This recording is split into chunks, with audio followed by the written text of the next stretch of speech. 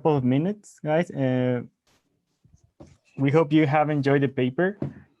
And Caleb Dawson, the author, in this occasion, he will join us from the start. So it's going to be a really cool thing to be able to discuss the paper with the author. So it's really a unique opportunity, and we hope more people join for this session of Public Journal Club.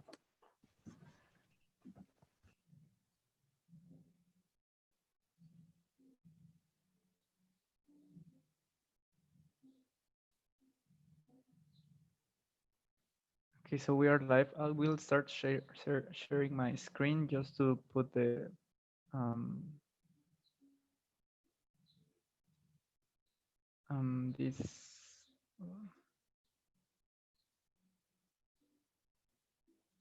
this slide. Can you see it? Yes, it's perfect.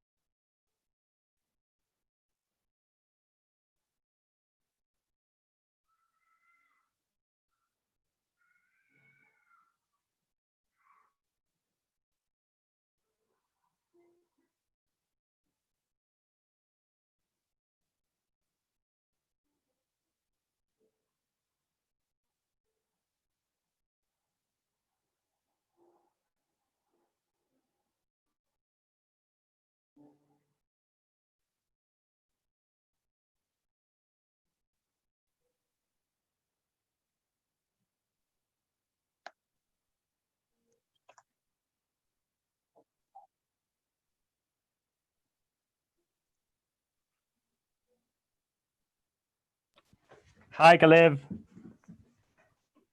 Hello, how are you doing? Hi. It's really nice. Thanks for having me. Yes, yes. It's really cool that you take our invitation. Thanks for choosing my paper. Yeah, it was really, I enjoyed really reading this research. It's really interesting. So we're going to wait until 5 minutes for people to join the meeting, if that's okay. Yeah, of course. Okay. How are you all doing in this crazy time? Good. Oh. Good. Holding here. Yeah. How are things here in Australia, right? They're quite good, actually. Yeah, very blessed. They shut down everything and the borders pretty quickly, and because we're a big island, I guess it's easier. Yeah. So yeah, we have just low level at the moment. So everyone's at home, but pretty relaxed. That's good.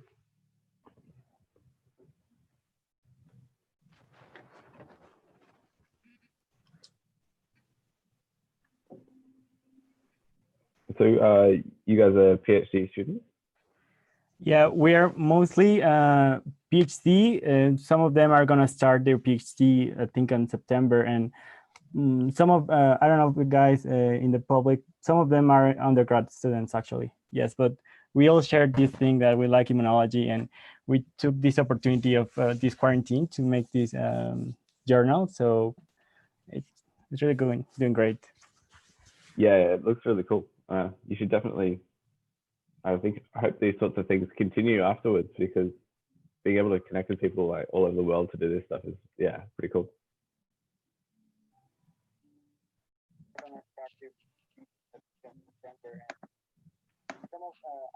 Yeah, that's our plan. Although it's it's some of the hard work to do all this thing, but we really enjoy it, and we hope we can continue to this with this initiative, and hope more people can join us to these meetings. They're really enrichment for all this area of immunology. So.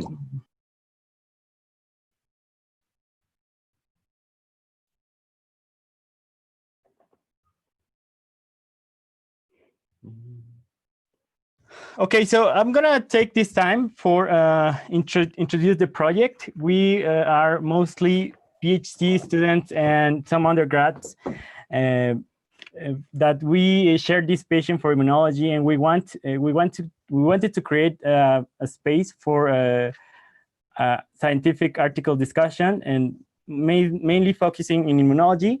And at first we were only students. Then we have this idea of inviting first authors, and some of the actually we have also some PIs joining to this session. So it's really we really have a lot of fun doing this thing, and we hope you can join us. Also, guys, if you want to someday present a paper, we were really delightful for you guys to present. This is a really cool platform for scientific discussion and networking internationally. So please, guys, share the initiative and write us in Facebook or Twitter if you want some days give a paper. So I'm gonna start giving a brief introduction of Caleb. Just 1 second. Okay, so Caleb Dawson studied science at the University of Melbourne before doing his honor year at the Walter and Eliza Hall Institute on platelet biogenesis with Dr. Samir Taoudi in Australia. He recently completed his PhD in breast cancer laboratory at the Walter and Eliza Hall Institute with Jan Wiesbader, Ann Rios, and Geoff Lindman. Here, he used 3D and intravital imaging to investigate stem cell behavior during mammary gland development and immune regulation of tissue remodeling and tumorigenesis. Caleb now is currently continuing this work as a postdoctoral fellow. So we are really glad that you could be here. And today, Diego Perez is going to present this article. Diego studied his bachelor degree at UNAM doing biomedical research. Then where he discovered his passion for immunology. Then he moved to the Albert Einstein College of Medicine at New York, where he's now working as a research technician, but in September, he is moving to the Max Planck Institute for Infection Biology in Berlin, where he's gonna continue his studies as a PhD. So we thank everybody for being here, and we hope we have a really good discussion with Caleb and all of you guys. So Diego's gonna start the presentation, but I hesitate you to, if you wanna say a comment, please maybe raise your hand within the chat, or just turn off your micro to make a question. And also, Caleb, if you wanna say some comment about a figure, something that we might miss, please, I invite you to help us with the discussion. Thank you. Yeah, of course. Thanks. Thank you. Hello, everyone. Welcome again to this public journal club. So, okay, perfect. I think everyone can see my screen, so I will just start. As Eugenio said, we are discussing this paper that came out this year from the James Wiesbader lab, and first author Caleb Dawson is joining us.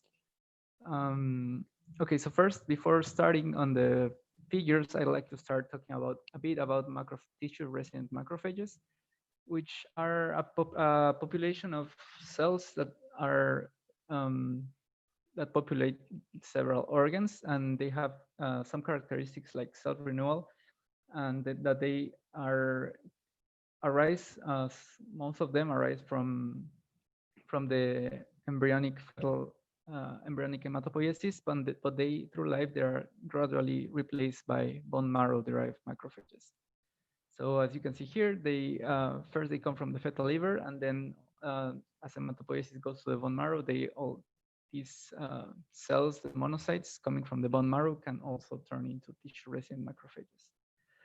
These cells are very important for development, the development of organs, their function, and keeping the homeostasis of several organs. Each organ in the organ microenvironment, can shape these macrophages and can shape their transcription and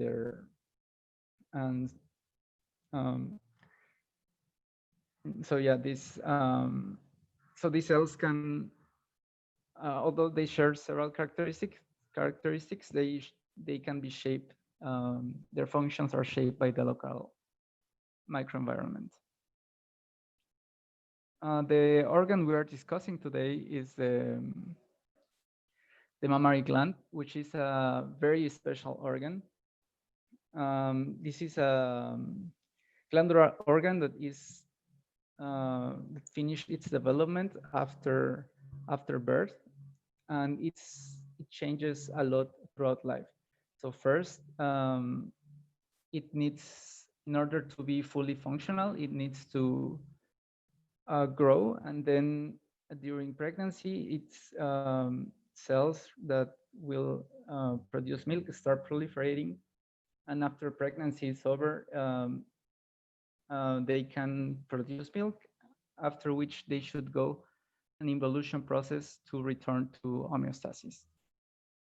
So it has been shown that the macrophages populating this organ, the mammary gland, are very important for its development. And one of the, in several stages, for example, one of the most critical ones is that after the lactation, macrophages are required for involution. However, it hadn't been described how diverse it was, this population of macrophages, until now, which if Caleb doesn't let me lie, it was the aim of this project. I don't know if Caleb wants to comment something on this. We didn't really have an aim of the project. We kind of found them accidentally, and then we just went from there. Okay. That's also a very interesting way to that research happens, right? Yeah.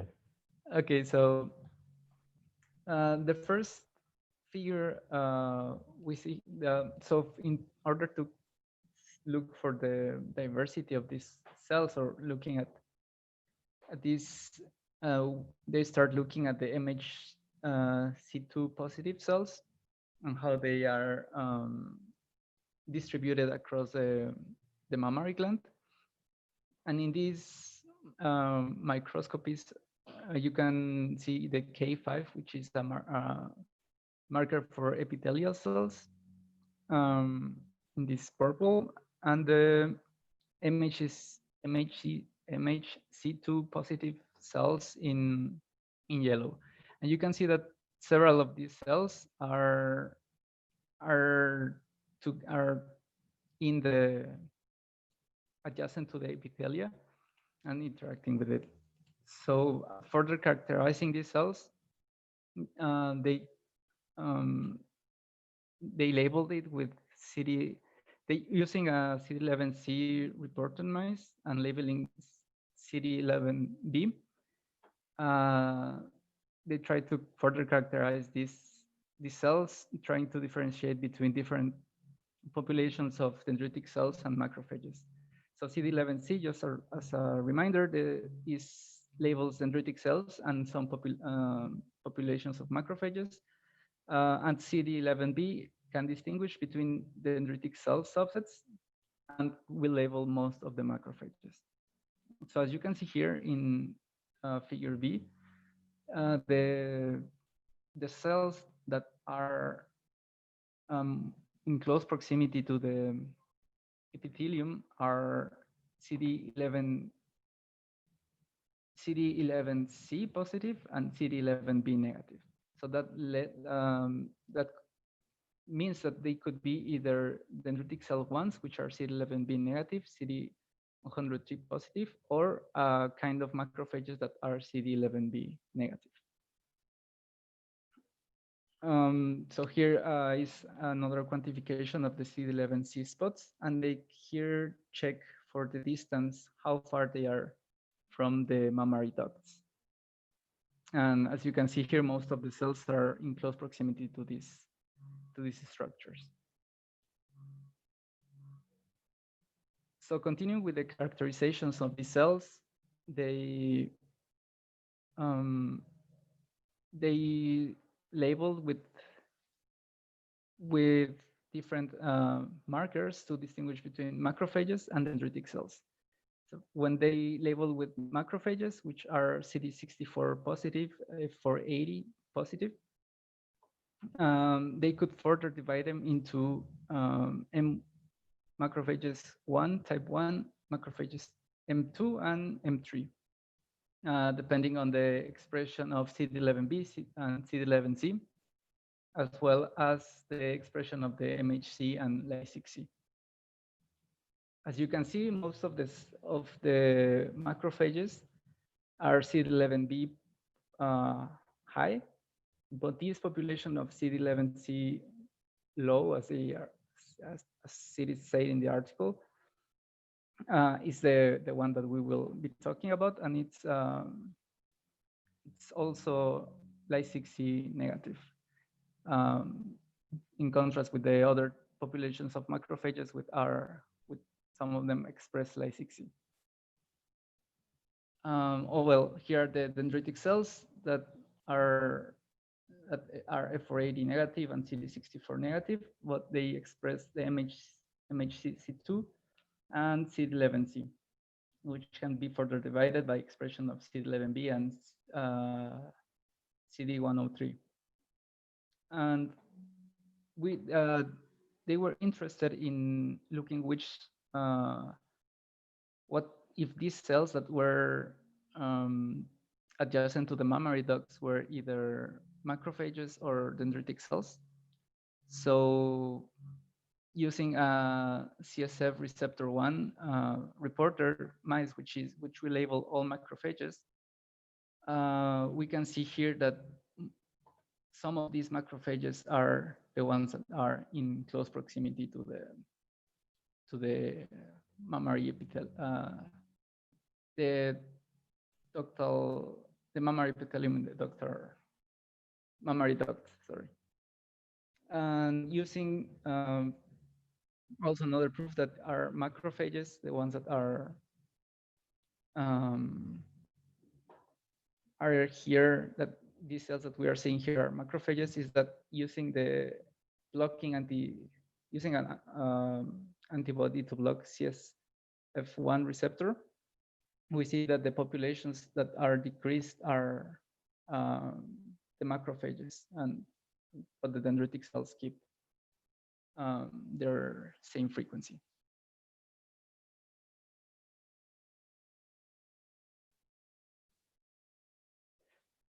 So they also show that, that the Irf8 positive dendritic cells are not associated with the mammary ducts, and then they do it to discard that dendritic cells were the cells that were associated with the mammary ducts. And here you can see that some dendritic cells are attached to the mammary duct, but the frequency of these cells is not the same as the frequency of CD11B cells that we were seeing in the first figure.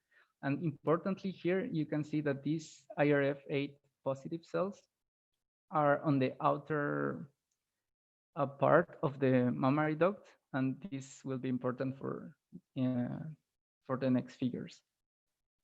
And here again, they plot the distance from the ducts and the frequency of the cells. And you can see that these cells are also in close proximity, but it's not as marked as in with the macrophages that we were seeing. So they also checked how the frequency of the cells in the whole mammary gland, in the ducts, and in the fat pad. So that would give like an estimation of how specific is the localization of these cells. And most of the populations, the macrophages 1, 2, the dendritic cells, don't really change their localization, are not specifically localized in the gland, and they don't change their frequency, but the M3 macrophages are only localized in the ducts. So only 0.4% of these cells are in the fat pad. So although they are only 6.2% in the whole gland, they come up to be 24.9% in the ducts. So yeah, that's very interesting, because it shows that it's like these cells are only duct associated and they are not in other parts of the gland. So here in this panel, we can see the cytometries for this that led to this graph. And here they showed what happened with the different populations when they put a pellet of estrogen plus progesterone. So they that induces a growth of the ductal the mammary ducts. And here they show that after the estrogen and progesterone pellets, the macrophage populations keep the same frequencies, but only the type 3 macrophages are the ones that increase their frequency. And here is like, again, the fold change in the percentage of CD45 positive cells compared to the placebo, which is normalized to 1. So here they show that these type 3 macrophages are the mammary duct macrophages, and after that, they start to call them duct macrophages, or DMs for short. Here, any questions or comments for the article?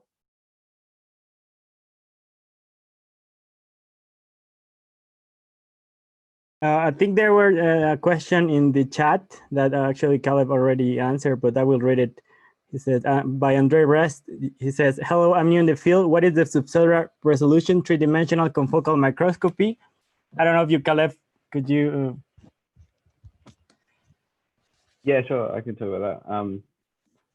Yeah, so in comparison to like a wide field microscopy, confocal eliminates the out of focus light so that you get, you just image thin optical sections through a tissue.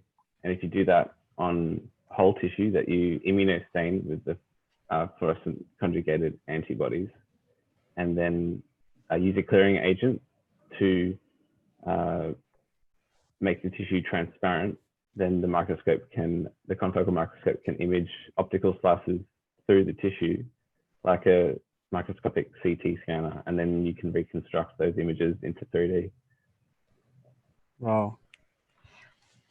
Thank you, Caleb.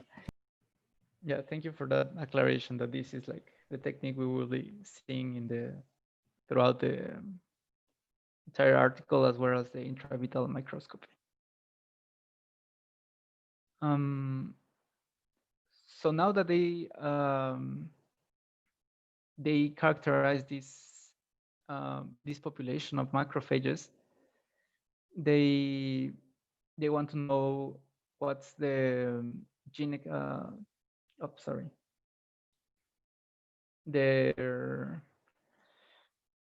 They do analysis the transcript of these cells, and here they here we are seeing the gene expression of on the different populations.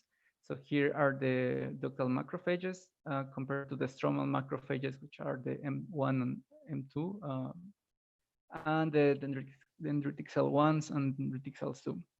And here you can see the expression level of the top 10 most expressed genes in the ductal macrophages compared with the other three populations. Hello. Hi, Caleb. Just regarding to the PCA plot, I was wondering what we can see that is clustering DMs as a population is the differential expression of lysosome-related genes of is the whole contribution of transcriptional program in the PCA. I'm sorry, I'm not sure I understand the question. You're asking whether the lysosome expressed genes are the biggest difference that's causing the separation on the PCA? Yes, I think that was her question, that the enrichment of lysosome genes in the dendritic and in the ductal macrophages is the ones that are moving towards to a unique population.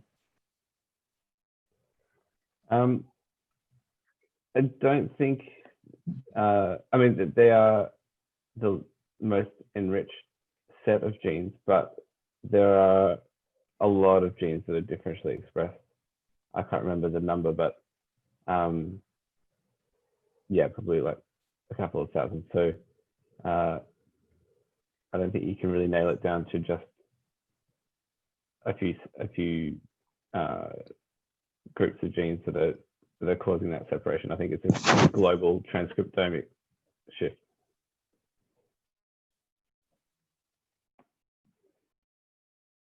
So here we can see in the panel B, like this top 100, the most expressed genes in the ductal macrophages.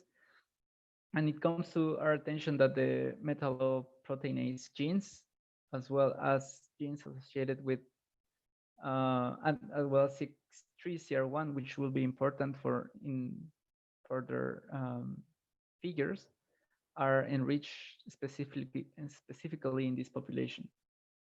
And when they do the pathway enrichment analysis, they also find that the lysosome lysosome-related genes are very upregulated, which gives ideas that this population of macrophages is involved in the phagocytosis and tissue remodeling for the metalloproteinases. Okay, so yep. I have a question regarding if do you have any thoughts if you could separate these ductal macrophages between the embryonic or bone marrow derived, if they could have any different expression profiles?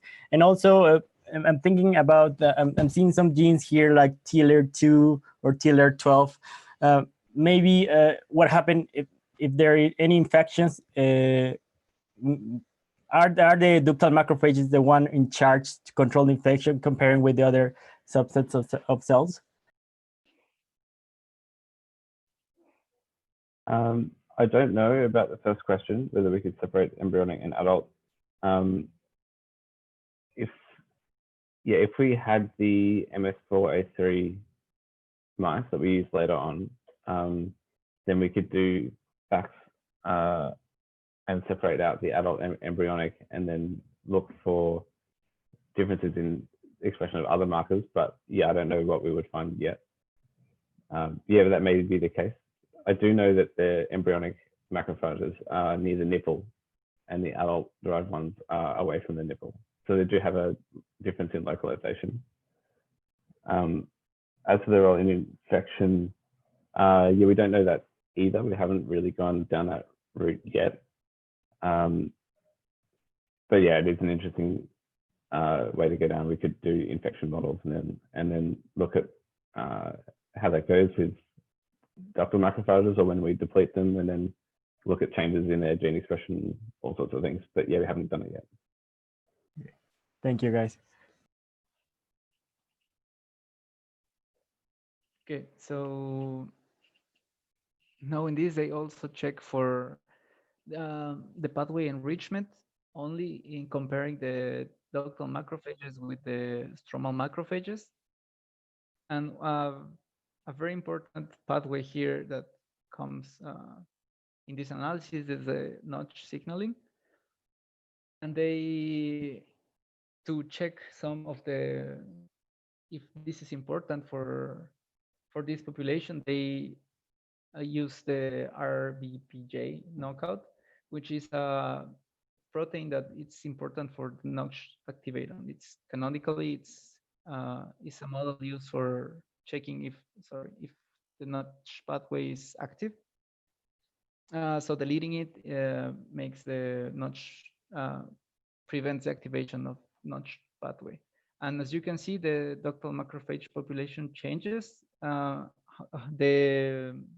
the frequencies doesn't change as much, the expression of CD11B and a bit of the MHCII is affected.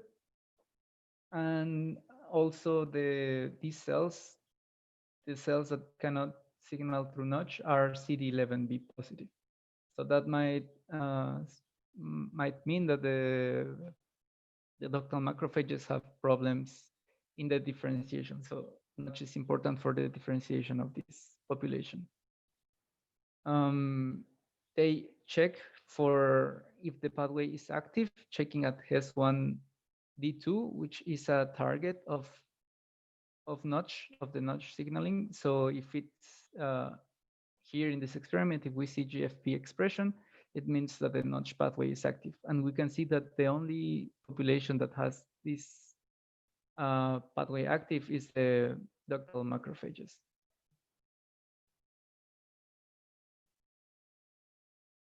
So here, as I said, Cx3cr1 was another gene that was differentially expressed in ductal macrophages. And here we can see the cytometry of Cx3cr1 GFP, Cx3cr1, sorry, mice. And here to see the ductal macrophages have expression, all of them have an expression of Cx3cr1. And here again is the GFP mean fluorescence intensity. And this is a very interesting comparison, because here they check that Cx3cr1, it's only in the ductal macrophages, as we saw, but this means that it can only, these cells can interact with the Cx3cl1, which is expressed by the epithelium. So this might help in the addition of these cells to the epithelium, and checking other proteins that could be interacting with the epithelia, or being important in addition, or for survival, or just as growth factors. We can see that all these ligands, or all these molecules, are expressed by the epithelium, in highly expressed, and can only interact with the ductal macrophages. And here is another interesting comparison between two populations of lung macrophages.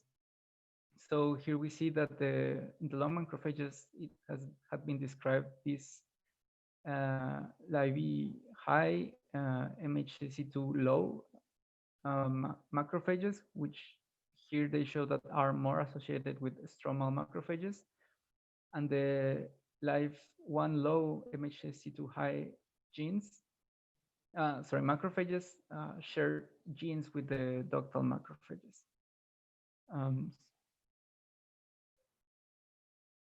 We have a question from the chat. It says, I was wondering what gives or define notch signaling I guess in particular in ductal macrophages, comparing the other subsets. Yeah, so the epithelial cells express notch ligands. And there was a paper recently from Rumila Chakrabarti in Science describing how the epithelial, especially the outer layer, the myoepithelial cells, give notch signals to macrophages through DLL1. And then those macrophages activate stem cells through Wnt signaling. So yeah, it's through direct interaction with the epithelium. Thank you. So here, after describing this, the transcriptional program of this population of macrophages, we can check up they could check at the localization using the Cx3cr1 as a marker for this population. And here it's using this confocal microscopy. They can here see this is the outer side of a mammary duct, and here is the just like digitally slicing the duct in half. You can see the inner part as it's here in the diagram, and you can see the macrophages lying in the inner part of the epithelia. And just here is just like the full volume, just looking at this population and not any of the epithelia. Using another markers for epithelium and like E-cadherin, we can see that these ductal macrophages are between the luminal and basal layer. So they are, as it says in the article, they are sandwiched between these two layers. So this is like another, this is showing the other, this is the luminal layer of the epithelia, the K14, I think. I think luminal. No, it's basal. Yeah, basal. Yeah, thank you.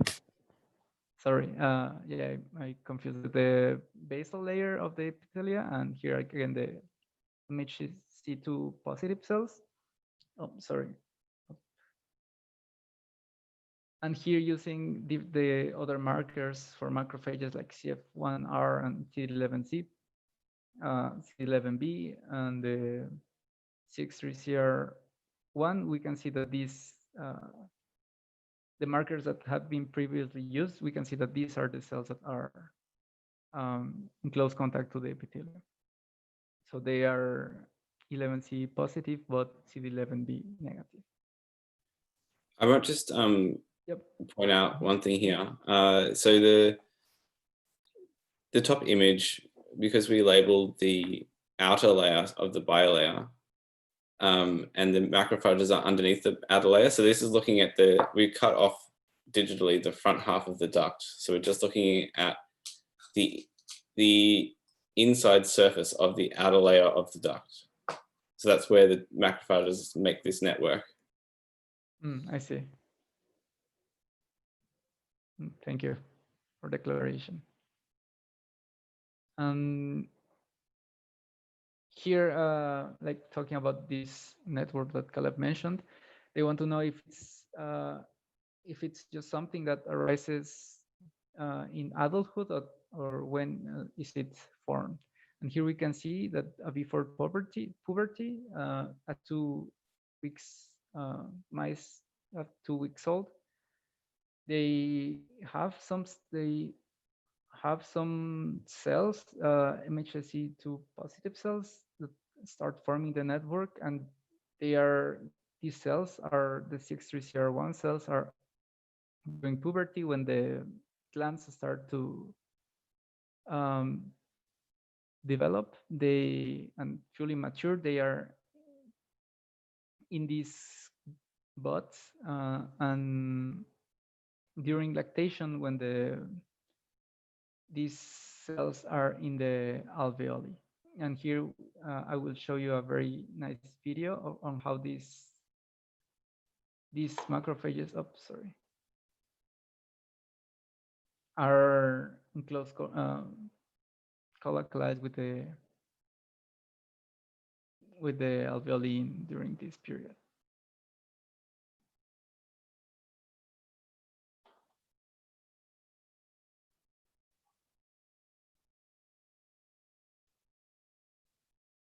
So here you can see like how widespread these macrophages are throughout all the alveoli, and that and most of them are in close localization to them. So this figure is, I think it's very nice because it shows how this population is in contact throughout life with all these, with the mammary ducts. And here they want to check if the density of this population is the same or it changes depending on the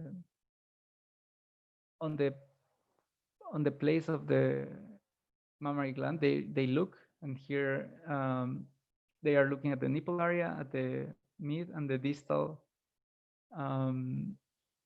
part of the duct. And as you can see, there's no a real difference between the number or frequency of these macrophages, and that's corroborated here. And the distance between adjacent macrophages, it's unaltered between the different parts, although it increases maybe a bit during lactation. So here another view of this that I was telling you. So it's the nipple area. It's like the Cx3cr1, using the Cx3cr1 mouse that labels these macrophages with GFP, and in the middle and the distal part. So very important questions to know about these tissue-resident macrophages is if they come from embryonic precursors or they are derived from bone marrow macrophages. So that if this population is from the beginning of development in close proximity to the mammary ducts, or it's only after puberty that it starts populating this organ. So here they take mice from different ages, and they look for they use weight mapping model, which is the MS4A3 mice that will label only granulocyte and monocyte progenitor cells that are the adult generated macrophages, the macrophages that come from the bone marrow. And here you can see that these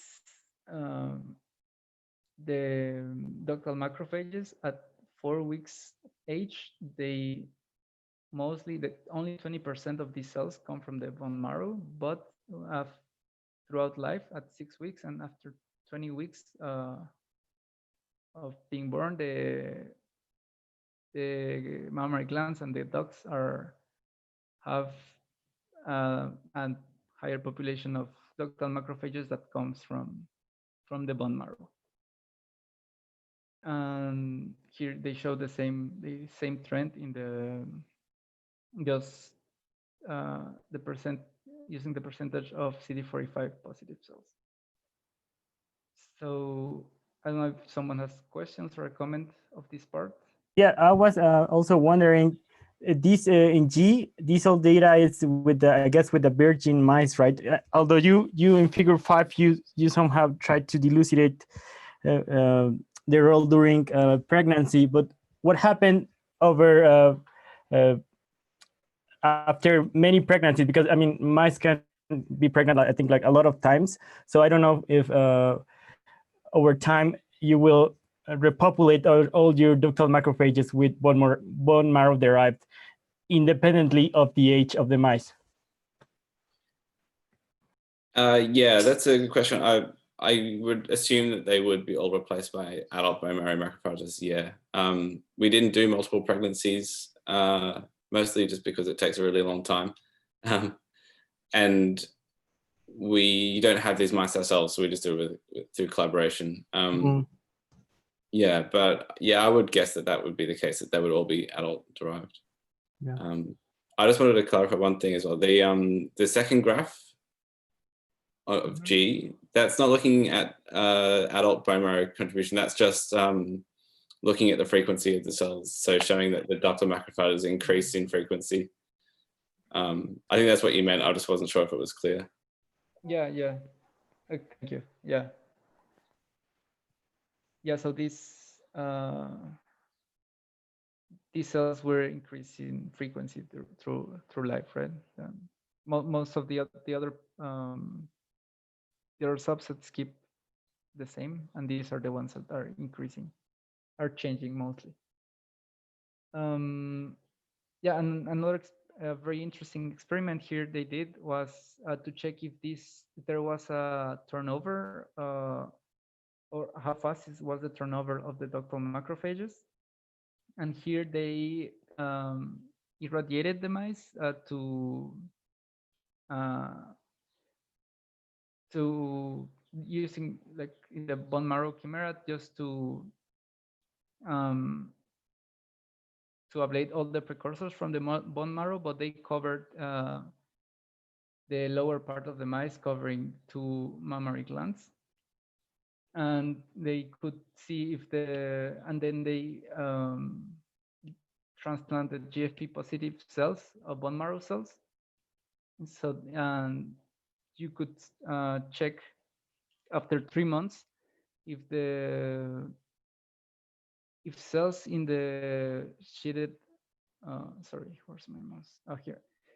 Cells in the sheeted mammary glands are GFP positive. It means they come from the new bone marrow, and if they are not, it means that they were there since the beginning.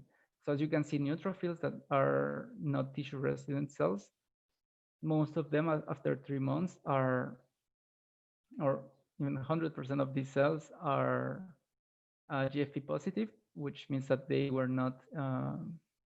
There's a very fast turnover of these cells, but the ductal macrophages, only 30% of these cells are new, that come from the new bone marrow. They calculate of that the half-life of these cells is around 5 months. So it's interesting to see how these tissue resident cells are also very long-lived. I have a question about that. Yep. It really caught my attention that previously when they saw the expression, they found that one of the pathways that was downregulated in the macrophages was the packaging of telomere ends. And so I was expecting that the turnover of these macrophages could be like with a higher rate. And here they see that they have they're long-lived. So I wanted to ask what was your thoughts about that?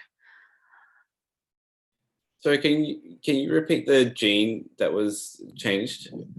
Yeah, it was a pathway, packaging of telomere ends. I think it was downregulated in the macrophages compared to the other cells. I don't know if that could imply higher rates of turnover.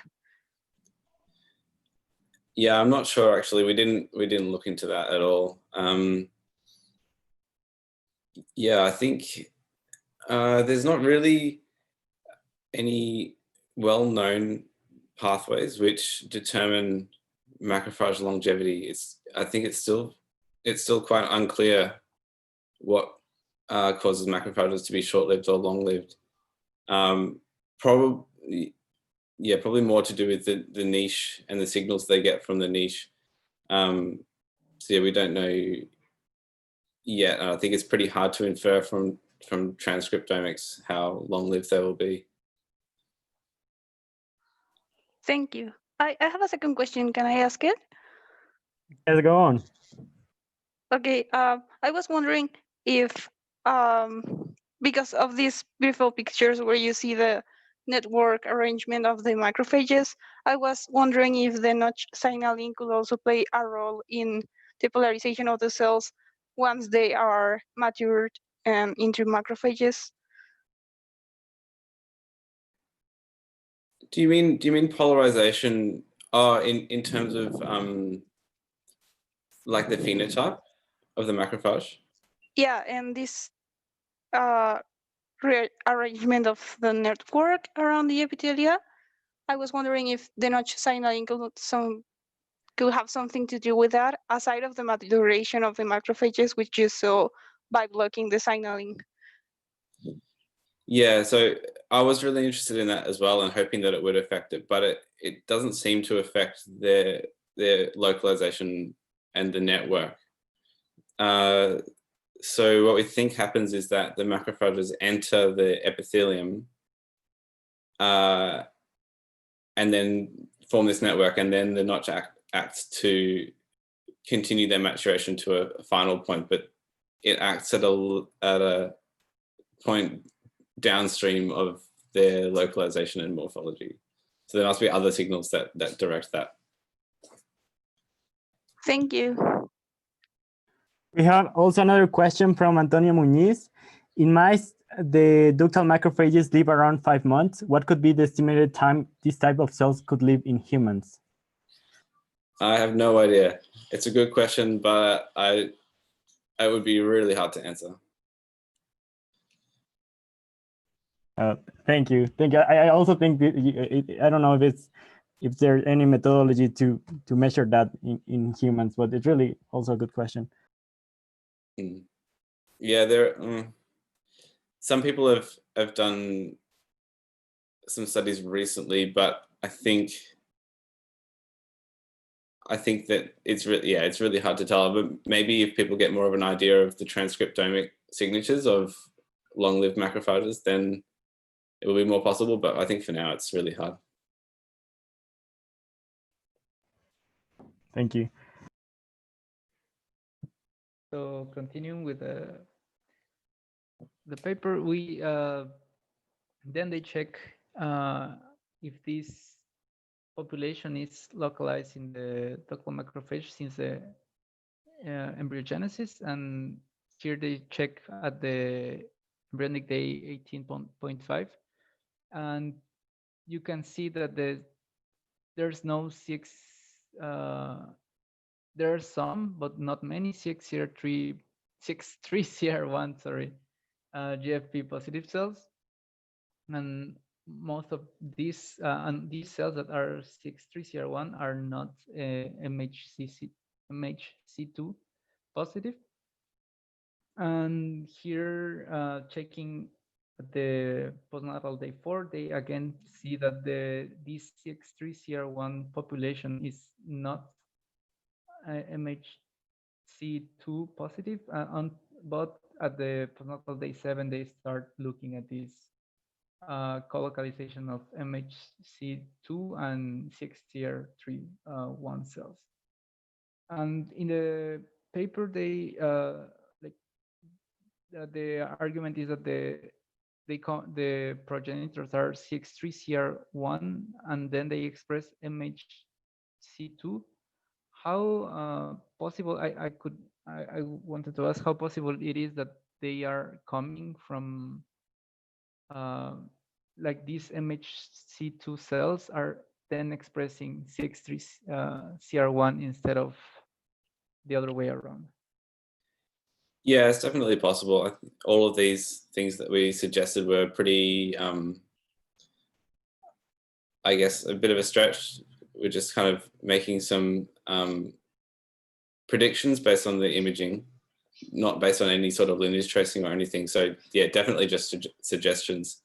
But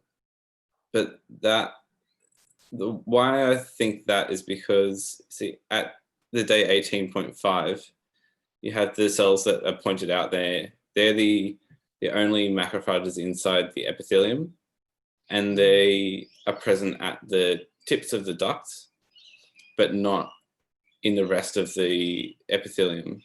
And those are MHCII low. And then over time after birth, so from P4 to P7, you get slow spreading of those cells from the tips of the ducts down towards the nipple, and those slowly become MHCII high.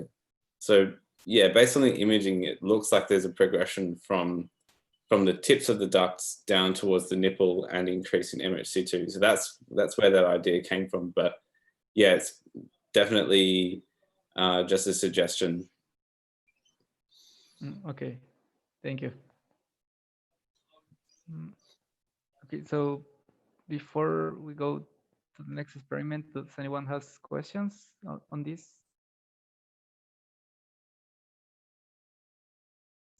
Okay,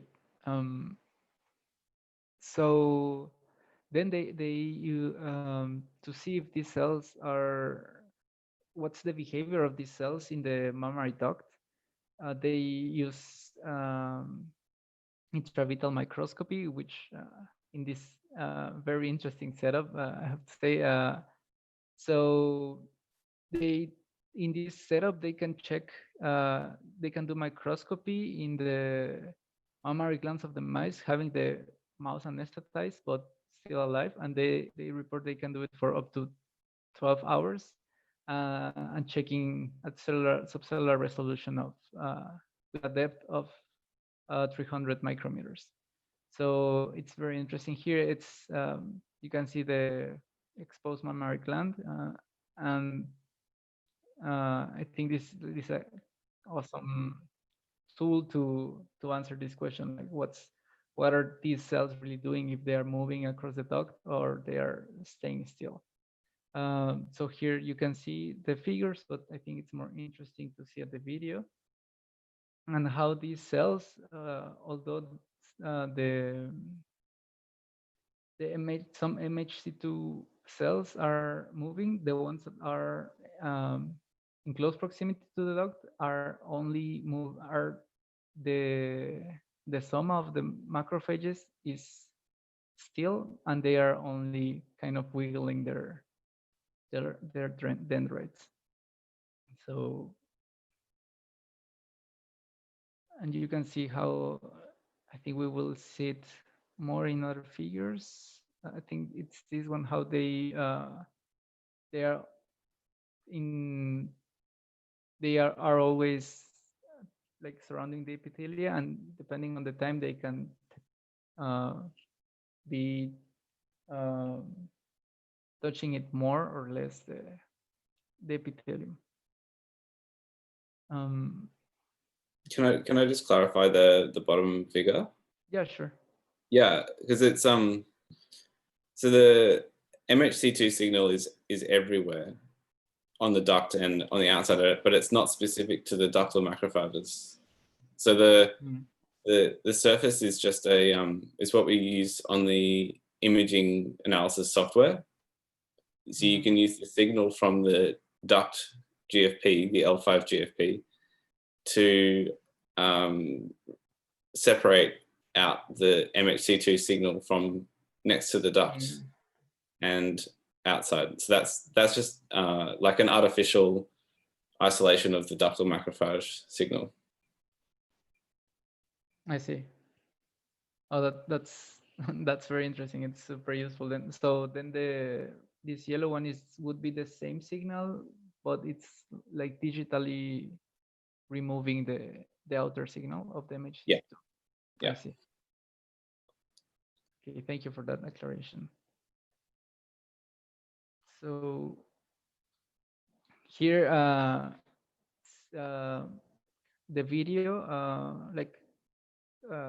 as you saw the video, here are some like frames of that, and here it's very interesting to see how these some of the cells, as I said, were not moving, but these dendrites here are touching each other, and then when the time passes, they stop touching. So they are like interacting with each other, but these interactions are dynamic. So here again in this this arrow, it's like some two ductal macrophages interacting, and then they disappear in these arrowheads, and then these ductal macrophage is interacting with this other one, but then the interaction is it's over. And here they show the movement of these cells, and again here they just quantify the movement. And the stromal dendritic cells and macrophages, which are shown here in blue, they're moving all around. And but the ductal macrophages do not move. Only the dendrites are the ones moving and interacting. And here, so I was saying, they quantify how much of the duct is covered by these macrophages, and at time 0 they check, and it's 30% of the duct is covered, but after 3 hours, after 6 hours, I think, these cells will cover, the accumulated movement of these cells will cover to 93% of the duct. So these cells are really spanning all the epithelium to check on the cells. So here's the quantification of it, and sorry, how the coverage increases up to 100%. And then using the same microscope, the same laser, they can do a specific damage. So here in the lower part is the video shown, but here the frames, you can see that how after very specific damage, the neutrophil, the macrophage will direct their dendrites to the damaged part of the epithelium. So you can see it in the video and here in the images. So how these cells, although the soma is not moving that much, the dendrites are very, very mobile.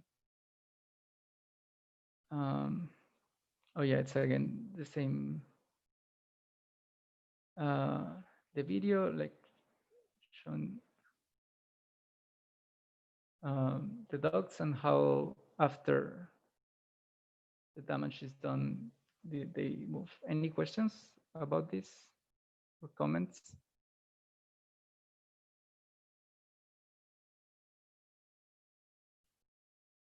Okay, so here's the damage, and the macrophage is moving toward it. So here with the previous figure, they show that these cells are able to sense the damage in the epithelium, and they want also to see if they can phagocytose cells.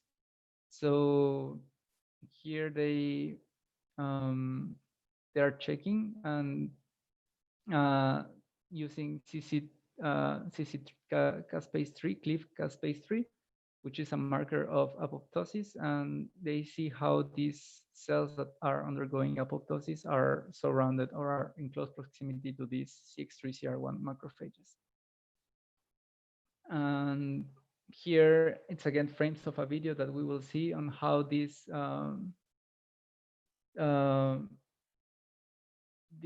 apoptotic cell is being engulfed by macrophages. So here, I wanted to ask here, Caleb, how hard was this experiment to realize that? Yeah, they're very difficult. It took quite a long time to get this all working, but we had a collaborator who did intravital imaging of lymph node, which is in the middle of the mammary gland. So he helped us to get started, but we did have to do quite a lot of modification, and just the individual experiments are pretty horrible. Like you just have to sit in the dark microscope room for like 10 hours straight, and yeah, you can't really do anything because you have the mouse under anesthetic, and you have to monitor everything and keep everything going for the whole time. But yeah, you get amazing data, so it's It's pretty cool. Yeah, the data is amazing. Like this, like capturing a cell, making phagocytosis of another cell. I think it's very interesting and very nice. So in the previous figures, it's shown that this population of macrophages is important for sensing damage and for the phagocytosis of apoptotic cells. So they want to see if there's a contribution of these cells during pregnancy.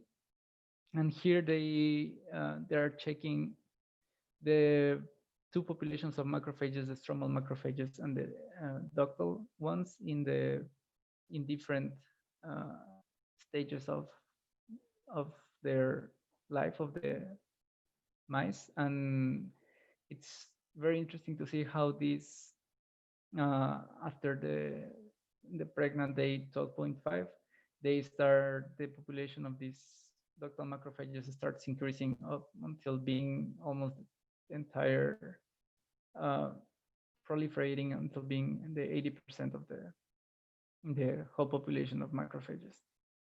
And here's the ratio of ductal macrophages to epithelium, and it's shown how it increases throughout the pregnancy. And here it's again shown the quantification of the different populations in orange, the ductal macrophages, and how during pregnancy, using the marker of proliferation, hydroxyuridine, it's shown how these ductal macrophages are proliferating, and 5% of these ones compared to 0 in the basal state. And here,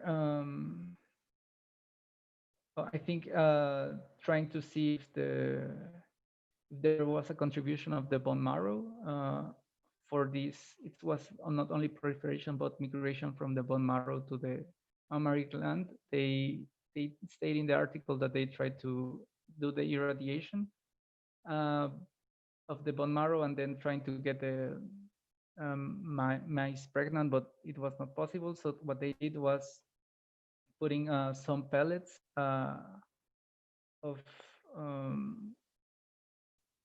progesterone, I think, and to like induce like artificial pregnancy of or at least change modifying the hormone levels to mimic the pregnancy status. We have a question from the audience, from Mark Bayer. He says, is there any plasticity from stromal macrophages to ductal macrophages, I guess, during pregnancy? It's really a good question, I think, because we see that over time, you enrich the frequency of ductal macrophages over the stromal. Yeah, it is a good question. It's a difficult one to answer, though. I guess you would need to specifically label the stromal macrophages, like with activate a fluorescent marker or something, and then track them, which we can't do, or we can't do at the moment. So yeah, I don't know. My thought is that there is not, but that's just a hunch. Yeah, I think that the stromal macrophages aren't necessarily decreasing in number as well, just in relative frequency. So yeah, no, it is hard to tell. Actually, they probably are decreasing in frequency, but I don't know whether they're dying or whether they're becoming ductal macrophages. Yeah, sorry. Yeah, don't worry. Thank you. Thank you. Yeah, so you can see here that the bone marrow contribution in the two conditions, using an empty pellet or a pellet with estrogen and progesterone to mimic pregnancy, it's not changed. Like, it's the same. So, sorry. After that, they check if the transcriptome of this population changes through life. So here it's shown the a virgin state of mice during pregnancy, during lactation, and post-involution of the mammary gland. And you can see how the transcriptome of the ductal macrophages changes completely from one stage to another. And here they, doing a more specific analysis, they show how this state of virgin, like basal state, let's say, changes to pregnancy, goes to a different state during lactation, and then post-involution, it goes again to a more similar place to the virgin one. And here they compare the gene expression pathways that are differentially expressed between pregnancy and the virgin state. And they show how for example, very interesting to show that the IL-22, IL-17 signaling pathway is more expressed during an IL-10 pathway.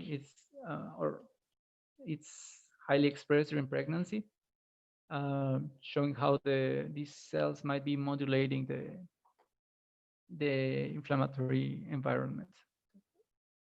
And also, again, with the lactation and pregnancy, we have some genes related to the cell cycle and lipogenesis.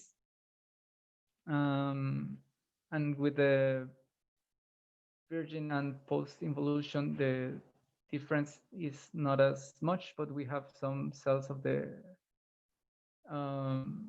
mammary luminal progenitors or the triglyceride biosynthesis are downregulated in the virgin state compared to the post-involution.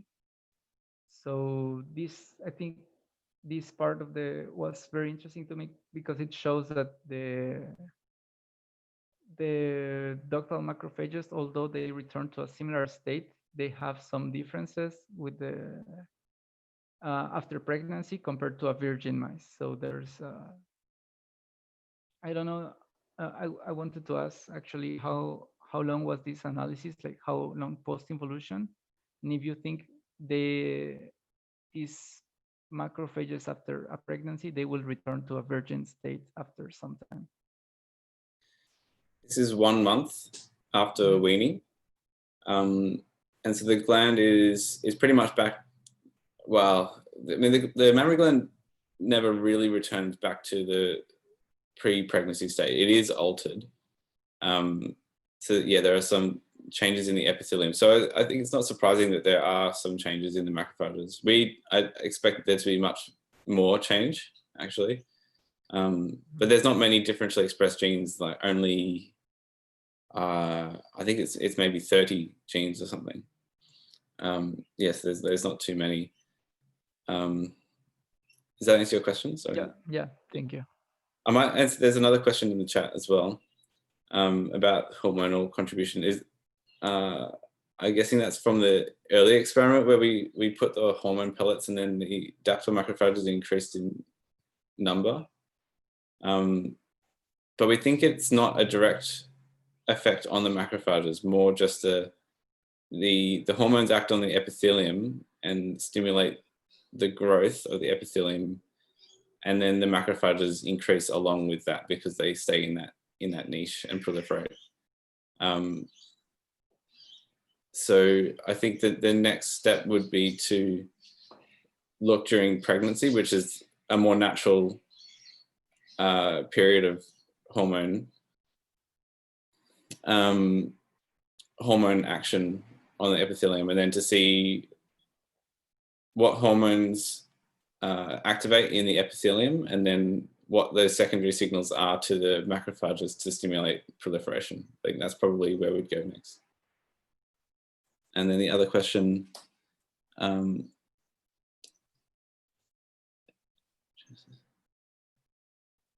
so during breastfeeding in lactation, we didn't look throughout breastfeeding from like early lactation to late lactation. So I'm not sure, but I don't think there is much change.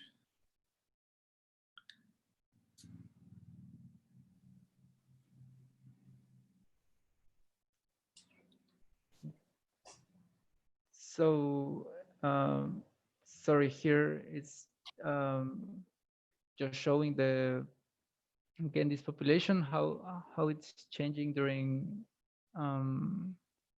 like lactation and going through lactation from lactation through involution, and how these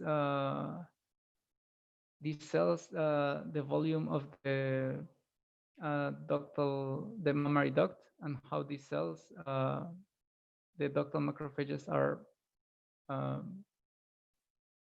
well, the apoptotic cells start appearing, and these ductal macrophages start in close proximity to these ducts. And here they show that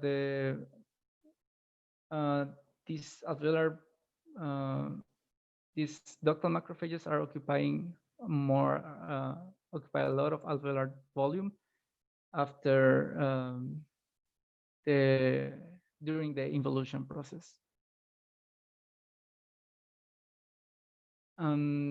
Here it's again the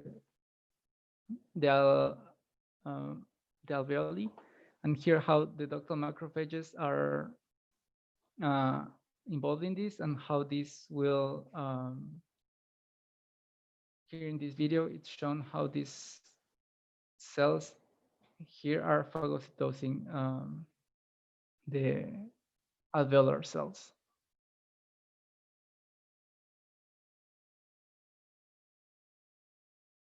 So here it's again in the optical scission in this small panel, that the ductal macrophages are surrounding these binucleated alveolar cells.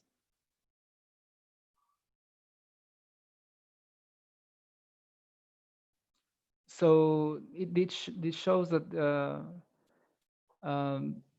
the ductal macrophages are taking part of in remodeling during involution. So what they want to check is if removing these cells, what happens for involution, if they are required for it. And the use diphtheria toxin CD11C3, so that will remove all the CD11C cells, so including these ductal macrophages. And here it's shown how these, from the 73% of CD11C cells, after the diphtheria toxin treatment, we get only 2%. And how these, here in the macrophages, how these Ly6C negative, CD11B negative cells are decreased. However, the dendritic cells too are not affected, as well as the other, these Ly6C positive, CD11C positive macrophages. So only some populations like dendritic cell 1, but most importantly the Ly6C negative, CD11C positive, 11B negative macrophages are the most affected for this treatment. And you can see how the here's the. Sorry, I might just clarify one thing. So the CD11C model is a diphtheria toxin receptor. So yeah, when you inject the diphtheria toxin or the DT, that binds to the receptor and is internalized and kills just the cells that are expressing that receptor. Yeah, that's just how we target them. Yeah. So it's the direct like depletion of some populations, like in this case the ones that have expressed 11C. Yeah, and you can time it then because you can inject the diphtheria toxin at a particular time. Okay, so here you can see that injecting the diphtheria toxin, I think you did during lactation, and then you to look throughout involution, right, to see what happens through involution. Yeah, we did it not during lactation, but right at the end of lactation when the pups were weaned. Because if we did it earlier, then the macrophages come back before involution starts. So it was a bit of a balance. I We see. had to do it, yeah, at the start of right at the start of involution, so that they were depleted during that phase. I see. So here they are quantifying the lumen area. So what should happen here in involution is that the lumen area should decrease. Sorry. Is there a function of DMs during lactation? I don't know yet. I have done some experiments. So we think that they might regulate the immune environment because there's a switch from the normal gland to the lactating gland where it becomes more of a mucosal immune environment, more kind of similar to the intestine. And the genes that macrophages express suggest that they have a role in that. So I have done a couple of experiments to look at what happens when we remove them, what happens with other immune cells. But yeah, we're not completely sure yet. They might have some other roles in terms of milk production or regulation of the epithelium, but we also don't know yet. That's very interesting. Thank you. Caleb, are you interested in analyze what if there is a contribution of these macrophages to immunization of babies, or do you think that it's more like immune protection of the breast tissue from the bacteria present in the baby mouth or anything like that? Yeah, definitely interested.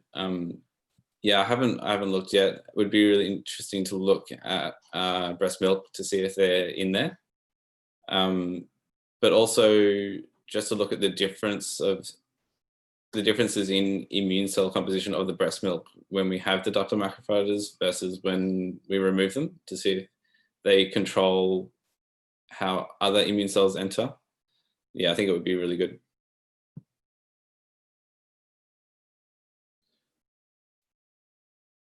So yeah, as I was saying, in the involution process, when the cells, the CD11C cells are depleted with the diphtheria-toxin, you can see that the lumen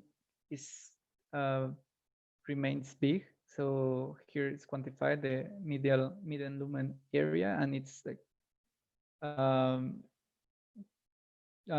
super big compared to the PBS treated mice. So it shows that the ductal macrophages are very important for the remodeling and for in the involution.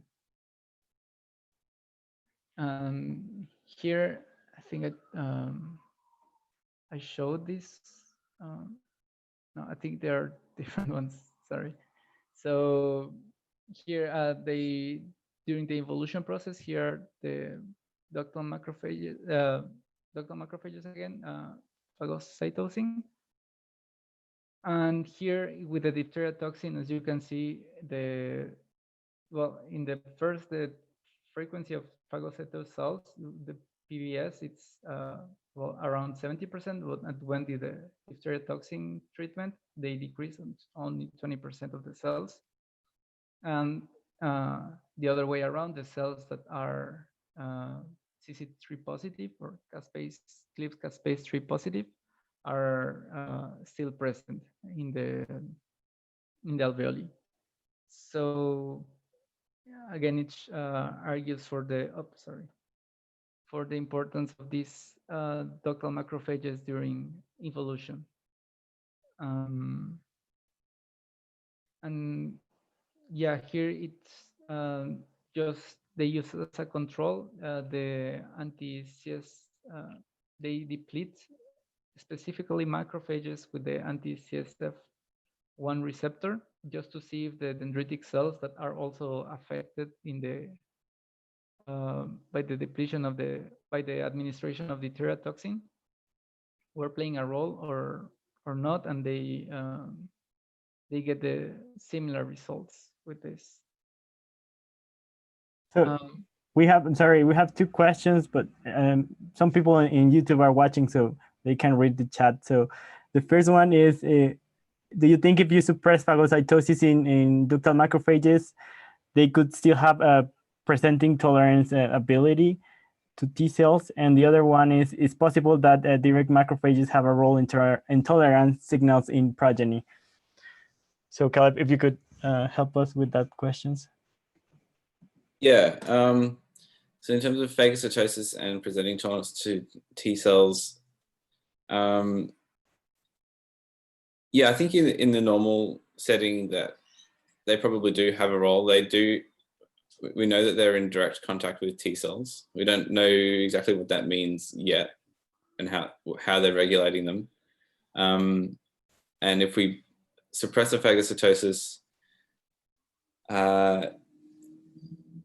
my guess would be that it would affect tolerance signals, but generally tolerance is better induced by dendritic cells because they are better at engaging and activating T cells. So yeah, I think it would be, we need quite a lot more work in depleting the macrophages and different dendritic cells, and then looking at the differences then in T cells to figure that out. But yeah, I think it's a bit of a challenge.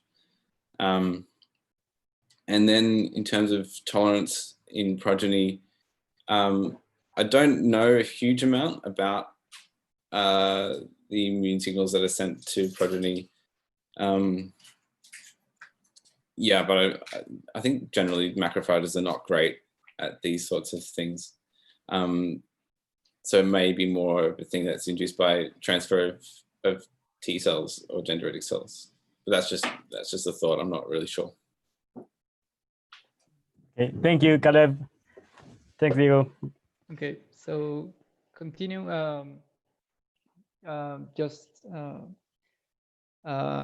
Finally, they check. Well, they report that there are some breast tumor-associated macrophages that are CD11C positive, CD11B low, and Cx3cr1 high, and they are notch dependent, which and being highly phagocytic makes them very similar to the ductal macrophages. So they check the gene expression of this population, and they show that this the upregulation of the genes upregulated in these tumor-associated macrophages are also more expressed in the ductal macrophages, and the downregulated ones are more expressed in the stromal macrophages, which argue that they might be similar populations of cell population. So Diego, sorry, I think Caleb have to go. I know, I'm sorry. It's Lihi, I'm sorry. I thought it was Caleb. Sorry, go. Okay, so yeah, we're yeah, so here in then they want to check if what happens with these populations in two models, in hyperplasia and the tumor, using this mouse model of breast cancer, and they check for how these ductal macrophages or Cx3cr1 positive cells they have the same frequencies in the, like, they are similar to the ductal macrophages. So the ductal macrophages, like tumor-associated macrophages, here are similar in MHCII expression and Cx3cr1 expression, and there are other population of cells that are more similar to the stromal macrophages. So here they are checking at the tumor microenvironment, and here they are showing how these macrophages associated to the tumor that are Cx3cr1 positive, they are also forming a network, and they are like resemble what we were seeing in the alveoli or ductal, the mammary ducts. And here we can see the last video of this presentation showing that these cells are also present in the tumor and might play a central role in tumor development.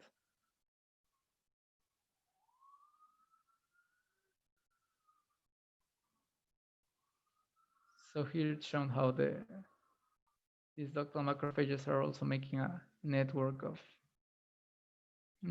cells similar to what they do in the alveoli or the ducts.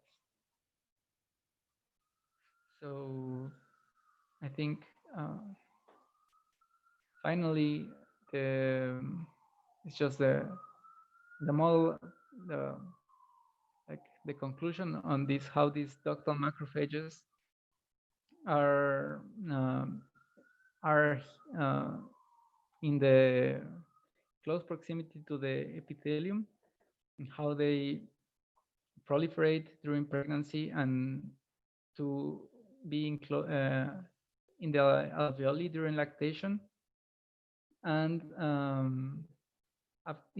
during involution after lactation, they help in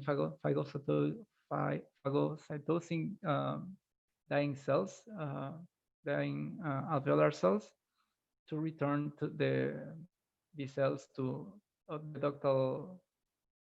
ducts to a basal state, and how they are also in tumor genesis. They are also inside the tumor. So that's it. That's the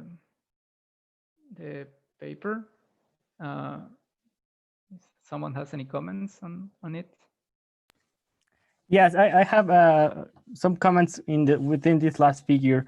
I don't know if Caleb, I mean, this is really cool data and really preliminary data, but do you have any guess of if you could have any different gene expression profile of these TAM macrophages, or I'm sorry, if you compare these tumor-associated macrophages that resemble ductal macrophages with any other breast cancer phenotype, because we could have a triple negative or estrogen receptor positive. So if some of the expression profile of these ductal macrophages resemble some of the ones that are found in any other of these different breast cancer types. No, we haven't done this. I think it's complicated by the diversity of macrophages in tumors. So yeah, I mean, we could take a genetic signature of the ductal macrophages and then compare that to tumor transcriptomes and see if we could pull that out from different types of breast cancer. But yeah, it may be complicated by all the different types of macrophages in the tumor. So maybe something to do would be, I mean, this is a big project, but if you had single cell data from different tumor types and normal types, and then you compared those, then maybe you could see overlapping clusters of ductal macrophages that change in different subsets. That's one way you could do it, maybe.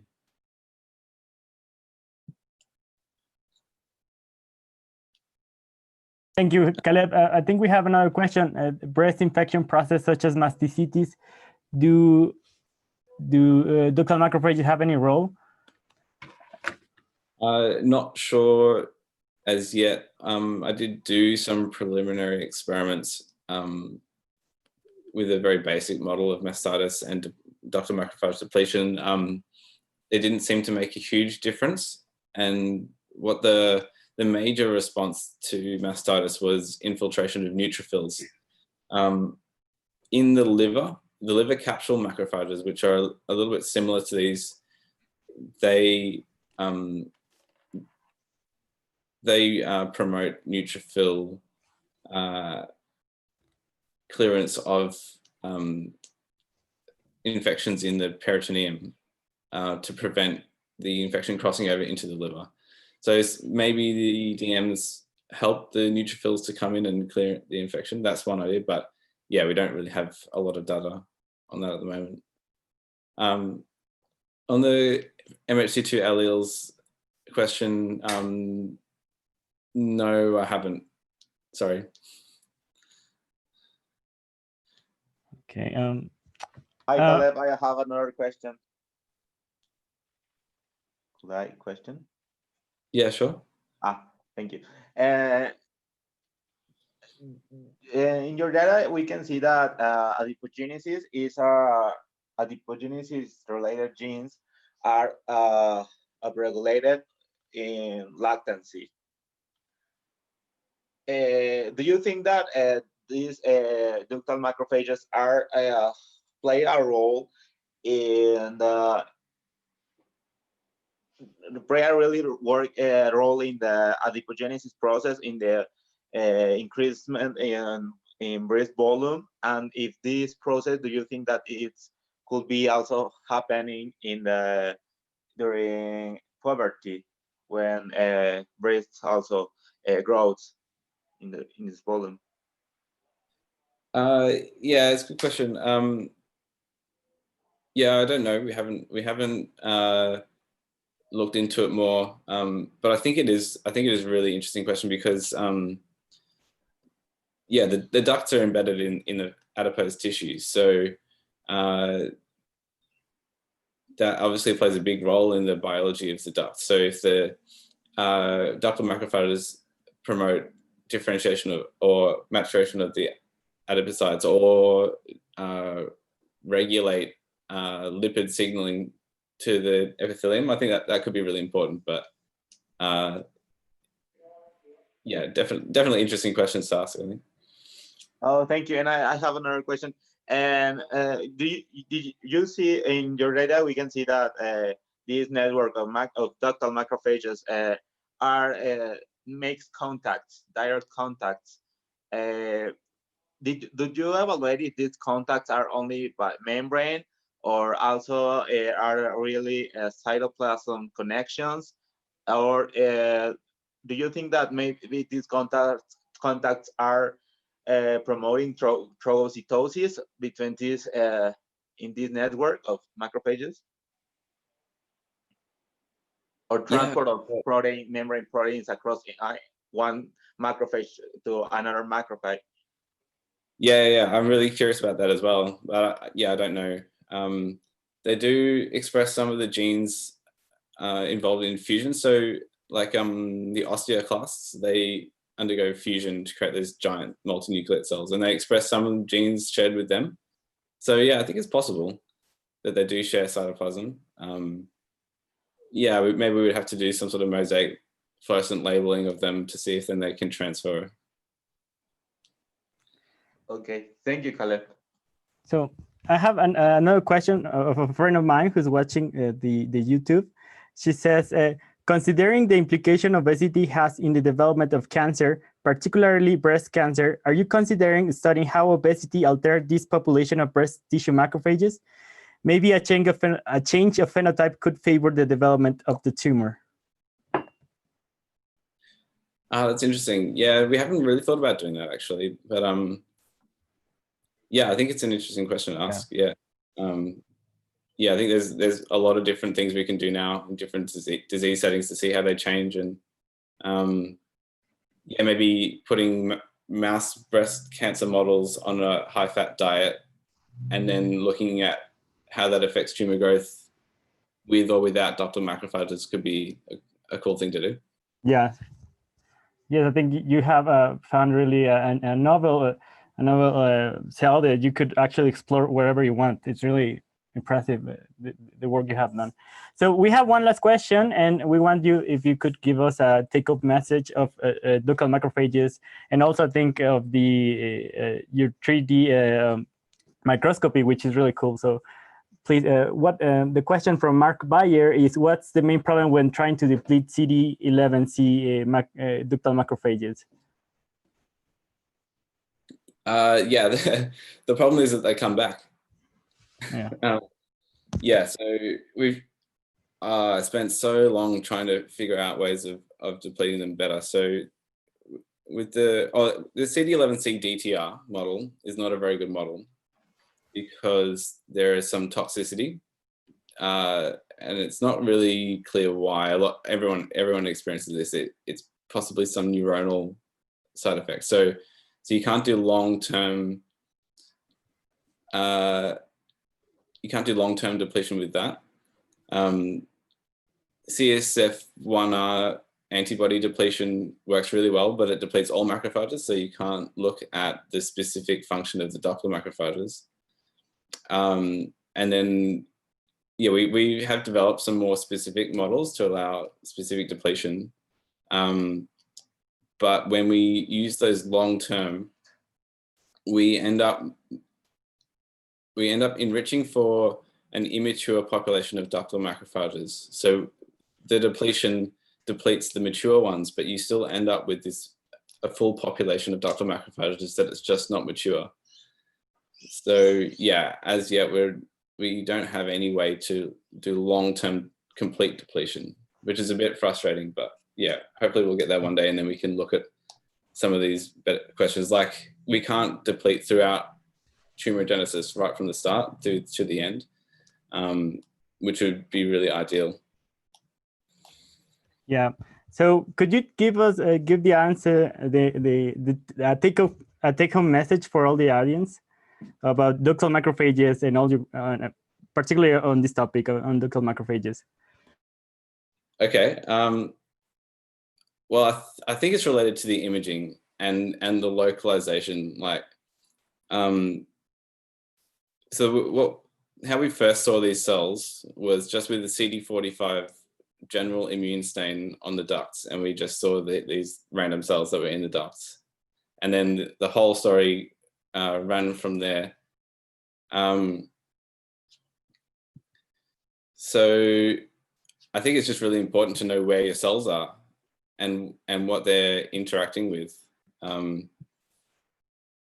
Yeah, because once we kind of went the other way around to most people. We knew where the cells were before we knew anything else about them. But if you know where your cells are and what they actually interact with through imaging, then I think you get much better idea of what functions they might be doing. But yeah, another take-home message is just that microscopy is cool and fun and looks nice. Well, thank you very much, Caleb, for your time and for your answers. We're really grateful for your participation in our journal club. So, well, I think that we hope guys, if you could join us next Saturday to or another section of Public Journal Club. So, thanks everyone for having me, and thank you, Diego, for the presentation. I think you did a really good job on the paper. Oh, thank you. Thanks for the comments and declarations. Wait, you were about to say something, Diego? Yeah, do you want to take a picture of the? Yes, sure, guys. If you could. We usually take a picture of everyone attending, so they can turn the. I don't know, no guys. You guys can all of you turn on your cameras, please. Okay. Majo, Angel. Okay. Just 1 second. Carlos. Okay. Okay, there you go. I think we have the picture already. Thank you guys so much, and hope you can join us next Saturday, okay? See you. Bye. Thanks, Caleb. Bye. Thank you. Bye, Caleb.